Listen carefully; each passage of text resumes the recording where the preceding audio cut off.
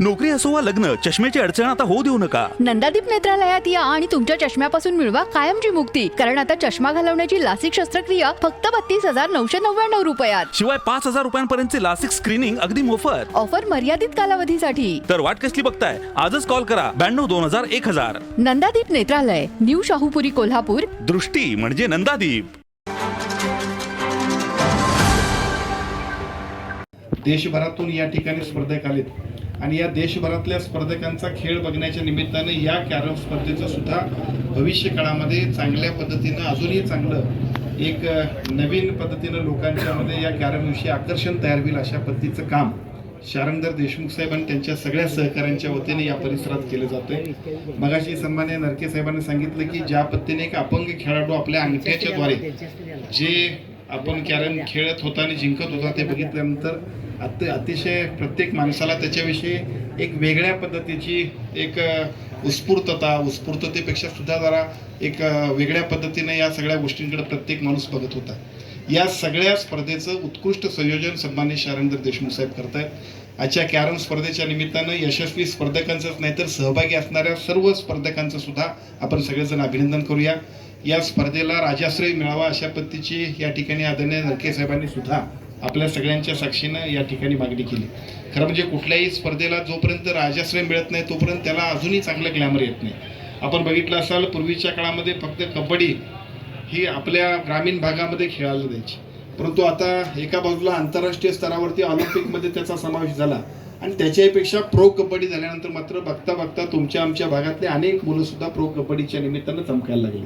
आपण सगळ्यांनी बघितलं असेल दहीहंडीच्या कार्यक्रमाला आदरणीय एकनाथजी शिंदे साहेबांनी सुद्धा एक चांगल्या पद्धतीचा दर्जा दिला आणि दहीहंडीचा कार्यक्रम सुद्धा बघता बघता त्यातले सगळे खेळाडू चांगले स्टार अशा पद्धतीचे खेळाडू तयार झाले. थोडक्यात कुठल्याही खेळाला राजाश्रय मिळाल्याशिवाय त्याचं काम त्याची व्याप्ती त्या खेळाडूंना सुद्धा एक वेगळ्या पद्धतीचं ग्लॅमर तयार होत नाही. आणि मला वाटतं शारंगधर देशमुख साहेबांनी या ठिकाणी केलेल्या कामाला आम्ही सगळ्यांनी ठरवलं तर भविष्य काळामध्ये खूप चांगल्या पद्धतीने एका उत्कृष्ट ठिकाणी आपण घेऊन जाऊ शकतोय.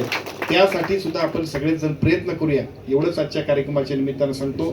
खरं तर आजच्या कार्यक्रमाच्या निमित्तानं मगाशी ऋतुराजजी क्षीरसागरांनी एका वाक्यात सांगितलं की महानगरपालिकेचं राजकारण असेल किंवा या परिसरातलं या प्रभागातलं राजकारण असेल, स्टार्ट टू फिनिश करण्यामध्ये हातखंड असणारे शारंगधर देशमुख साहेब, त्यांचं काम, त्यांचं एकूण व्यक्तिमत्व, त्यांच्या एकूण सगळ्या प्रभावामुळं कालच्या महानगरपालिकेच्या निवडणुकीमध्ये सुद्धा अतिशय घवघवीत अशा पद्धतीचं महायुतीला यश मिळालं. व्यासपीठावर आम्ही सर्वजण आहोत, त्याच्यामध्ये आमच्याकडे अभिमानानं सांगावं अशा पद्धतीचे महापौर, उपमहापौर, नगरसेवक, सभापती सगळेजण आमच्याकडे आहेत. शारंगधर देशमुख साहेब हे राजकारणी आहेत. शारंगधर देशमुख साहेब हे अतिशय उत्कृष्ट अशा पद्धतीचे राजकारणी आहेत, पण त्याच्यापेक्षा त्यांच्याकडनं शिकण्यासारखे अनेक गुण आमच्यासाठी सुद्धा आहेत. बऱ्याच वेळा असं होतंय की आम्ही सगळेजण फक्त राजकारणासाठी तुमच्याशी संवाद साधत असतो आणि राजकारण झालं की पुढच्या 5 वर्षानंतर आम्ही सगळेजण तुम्हाला भेटत असतो, परंतु ते दहीहंडीच्या कार्यक्रमात असतात, ते कॅरमच्या कार्यक्रमात असतात, ते शेणीदानाच्या कार्यक्रमात असतात, महिलांच्या पासून सगळ्यांच्या बरोबर ज्या पद्धतीनं ते रंगपंचमीमध्ये असतात. आणि परवा धुरंधरचा सुद्धा डायलॉग बघितला तर मी त्यांना फोन केला आणि म्हटलं मला वाटतं आम्हालाही तसं आता काय करायला हरकत नाही, एवढा चांगला डान्स त्यांनी केला. लोकप्रतिनिधी हा एका बाजूला मोठा असला पाहिजे पण त्याच्यापेक्षा तो लोकांच्यात असला पाहिजे. आम्ही सगळेजण एवढे असतोय की आमच्याच थाटात असतो आणि मग निवडणुकीला जातो त्यावेळी तो थाट आणि माज आमचा सगळा तुम्ही उतरवताय. मला असं वाटतंय शारंगधर देशमुखांच्याकडनं हे सगळं सुद्धा आम्ही शिकावं आणि राजकारणामध्ये यशस्वी व्हावं अशा पद्धतीचं ते व्यक्तिमत्व आहे. अलीकडच्या काळामध्ये गेल्या 5-7 महिन्यांमध्ये ज्या पद्धतीने त्याने आमच्याकडे प्रवेश केला वर्षभरापूर्वी आणि वर्षभरानंतर प्रवेश केल्यानंतर मला आणखीन एक नवीन काम वाढलं. ते काम कुठलं ऋतुराजजी? तर वसंतराव देशमुख हायस्कूलमध्ये ॲडमिशनसाठी मात्र मला इतके वशिले यायला लागले. पूर्वीच्या वेळा येत नव्हते कारण ते उलट्या बाजूला होते, आता मात्र सावंतसाहेब माझ्याकडे इतके ते वशिले यायला लागले.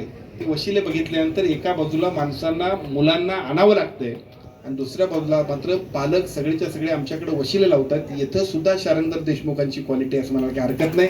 त्या सगळ्या कामाला सुद्धा मी मनापासून शुभेच्छा देतो. एका अतिशय चांगल्या कार्यक्रमाच्या निमित्तानं आपलं काम सातत्य आहेच, पण त्यामध्ये आम्हा सगळ्यांना सुद्धा सहभागी करून घेतल्याबद्दल मनापासून शुभेच्छा देतो आणि थांबतो. धन्यवाद. ताज्या घडामोडी पाहण्यासाठी माझा महाराष्ट्र न्यूजला आजच सबस्क्राईब करा.